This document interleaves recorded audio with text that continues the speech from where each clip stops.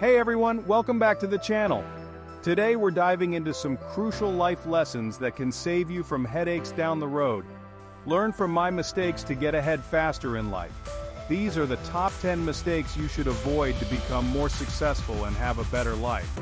We've all made mistakes, but by learning from others, we can hopefully avoid repeating them and make smarter choices for a brighter future. So let's get started and unlock those pearls of wisdom.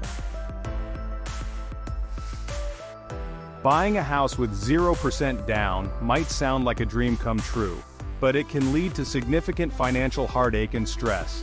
Try to have at least a 20% down payment. If you can't afford a down payment, it likely means you should wait to purchase a house. Don't buy a house just because your friends and family say you should. Do your own research and weigh the pros versus cons. Since everyone around me told me I should buy a house and it was a can't-lose investment, I ended up buying a property with no money down and 2 mortgages. Then a couple of months later, the 2007 real estate crash happened. By the time my property value dropped 40%, you could say I was a little bit stressed out. I even considered giving my home back to the bank just to get out of the mess. I learned the hard way even real estate investment has risks if you don't do it the right way. A bigger loan means higher monthly payments and a greater risk if the housing market dips unexpectedly. Definitely don't get a second mortgage with the hopes that you will just pay it off early to avoid the higher interest payments. Things happen in life and things don't always go perfectly.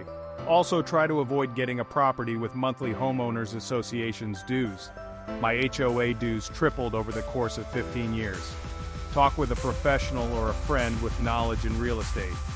They can help you to decide whether it's more beneficial to pay private mortgage insurance or get a second mortgage if you don't have the 20% down payment.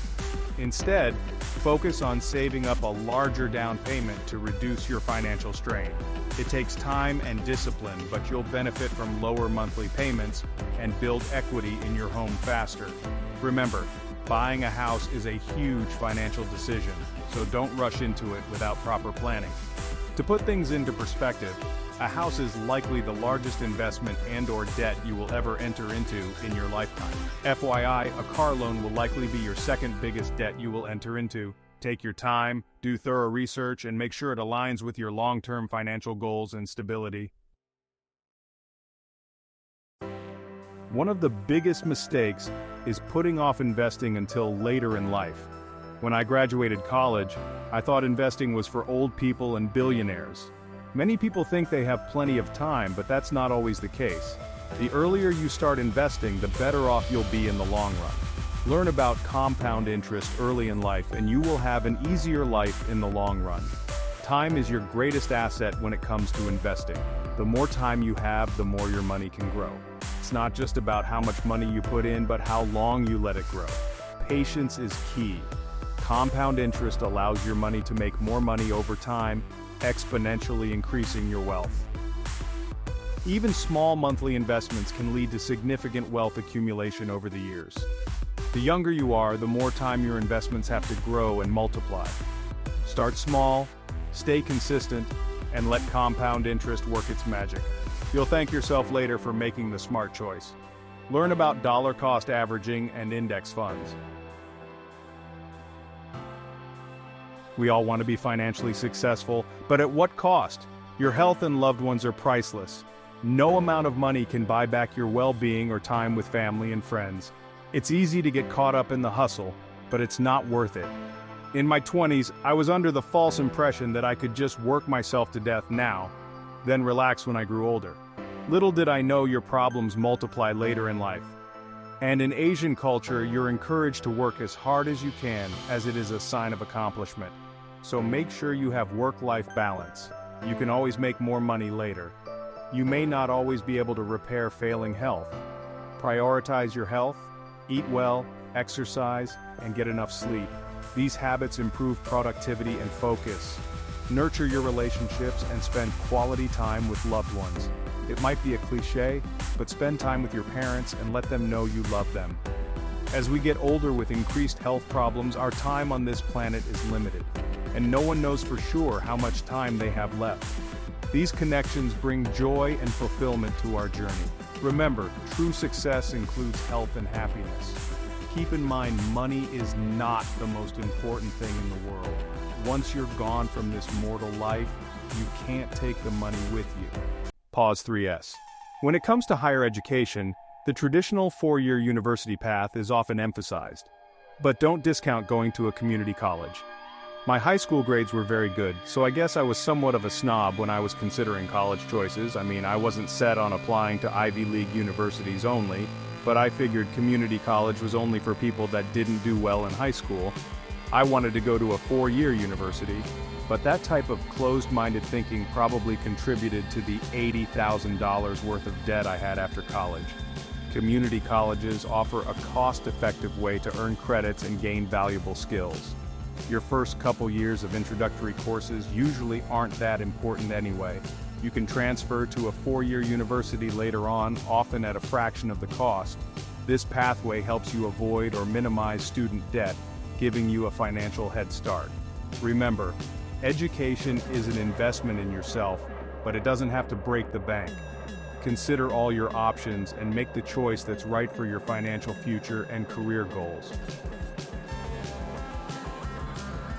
This is not financial advice. I am not a certified financial advisor, nor am I a certified public accountant, but I am on track to break the seven-figure mark in net worth in the next 9 months.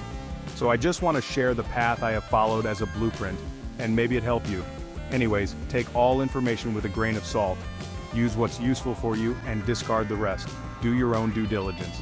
Hard work and saving money are essential, but they're not the only factors for building wealth. Working hard to gain income and being frugal enough to save it are good foundations for becoming wealthy. But if you learn to invest, it will boost your net worth like a rocket ship. Don't be intimidated by investing. It's easy to learn. Start learning tidbits first. You can learn some investing from watching people on YouTube, but keep in mind their information may or may not be accurate. So, be sure to fact-check multiple sources. Any videos with Warren Buffett teachings tend to be informative and a good use of your time. I would recommend buying some investing books for beginners. The information is more detailed and more likely to be true. I like the Boglehead books. Also check out ETFs for dummies. To grow your wealth, you need to make your money work for you. Simply saving won't cut it in today's economy. Inflation erodes the purchasing power of your savings. Invest in assets like stocks, real estate, exchange-traded funds, or index funds. These investments can give higher returns over the long term. Learning to build a diversified portfolio that can generate 10% passive return in conjunction with compound interest will supercharge your gains compared to saving alone. I would avoid cryptocurrency as it tends to be more gambling than investing. Investing involves risk, but diversification is key. The more you learn about investing, the more you will be able to control your own risk. Spread your investments to mitigate risk and increase success. Make smart financial moves to achieve your goals faster. College can be valuable, but it's not the only path to success. Having a college degree is likely helpful to compete in the job market. But you should make sure you get a degree that will be useful and is in a field which has a salary that will support the lifestyle that you want. The other important issue to consider is cost. I would recommend to pick a college that has an affordable tuition rate. Starting your working life after school with a large amount of college loans is basically starting the race of life already behind. You will basically be starting your career with a negative net worth. Also keep in mind, 50% of college graduates end up working in fields not related to their college degree. Blindly following the crowd and racking up debt for a degree you're not passionate about is risky. The cost of college has skyrocketed, leaving many in debt. Consider all your options before committing to a 4-year degree. Trade schools, apprenticeships, and online courses offer alternative paths. My brother attended trade school and got a 2-year associate's degree. He currently makes 6 figures and his salary increased faster than mine. I spent 6 years in college and I have 8 years more work experience than my brother, but our salaries are comparable. He graduated with 0 debt while I graduated with about $80,000 worth of debt. My glorious amount of college debt is another reason I don't recommend going into healthcare. but I will cover that in a different video. Identify your passions and explore different avenues. Think outside the traditional college box and forge your own path. Your career should be something you enjoy, not just a means to an end. Money can't buy happiness. A high salary isn't worth sacrificing your mental health for a job you hate. Spending 60 hours a week doing something you dread can take a toll on your health. It is best to find an hourly job if possible, because at least you get compensated for overtime if you have to work more than 40 hours per week. Unfortunately, most medical provider jobs are salary, so you basically work until the job is done, which usually is over 40 hours per week. And your salary is the same even if you are required to work more than 40 hours. It can lead to burnout, stress, and even depression. Life is too short to be stuck in a job you hate. Your career should be something you're passionate about and find fulfilling. If you're unhappy, explore other options while you're still getting a paycheck at your current job. Search for other long-term prospects while your monthly bills are still being covered by the undesirable job you're currently working.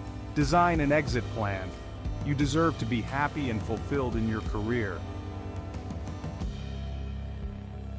Learning doesn't stop after school or your first job. It's a lifelong journey of growth and self-improvement. Don't be intimidated to learn new things. After I graduated physician assistant school, I focused on trying to earn money through my healthcare job only. Even though a colleague suggested I learn about investing after college, I brushed off such a notion. I figured that my knowledge base and strengths were in science and medicine. I am not a businessman. I don't have the intellect to learn about investing and finance. Boy, was that a costly mistake. If I had decided to research more about investing after college, I would likely already be retired right now. If you can make it through many years of college and studying various subjects, teaching yourself about investing is simple in comparison. After reading more than 15 books about investing, I feel pretty comfortable designing my own investing plan and portfolio. Don't think you're too old or it's too late to learn new skills. Embrace lifelong learning and expand your knowledge. The world is full of opportunities for those willing to adapt. Online courses, workshops, and tutorials can help you learn. It's never too late to reinvent yourself and unlock your potential. Healthcare professionals are heroes, but the career is demanding. Long hours and high-stress situations can take a toll. If you, a naturally anxious person, or don't deal with stress very well, then medicine is likely not the field for you. In addition to working long hours, you also have to deal with psychotic patients sometimes. It was after many years of practicing medicine that I realized that my job is 50% customer service. Other challenges you have to deal with in healthcare is being responsible to people's lives, and also worry about being sued. There's also business aspects to worry about as well. You have to quickly see a large volume of patients in order to justify your salary. How much income you can bring in is important to your employer, just like any other business. It's not a career path to be taken lightly. You need a genuine passion for helping others and handling stress. Before diving in, gain a realistic understanding of the demands involved. I recommend shadowing at a clinic or hospital while you're a pre-med major and still have any opportunity to change your mind. In our pursuit of success, it's easy to get caught up in extremes. We either become workaholics or indulge in excessive leisure. Finding balance is key to true fulfillment and well-being. Create a harmonious blend of work, play, relationships, and self-care. Set healthy boundaries between work and personal life. This is sometimes easier said than done if you work in healthcare. Practicing medicine is a career where you are not guaranteed lunch or any breaks at all. Are you really expecting to take a break if you possibly have a dying patient in front of you? Make time for activities you enjoy and prioritize your health. Pace yourself and create a life that brings lasting happiness. Don't forget to work on your own physical and mental health. Thanks for watching. If you found these tips helpful, like, subscribe, and hit the notification bell.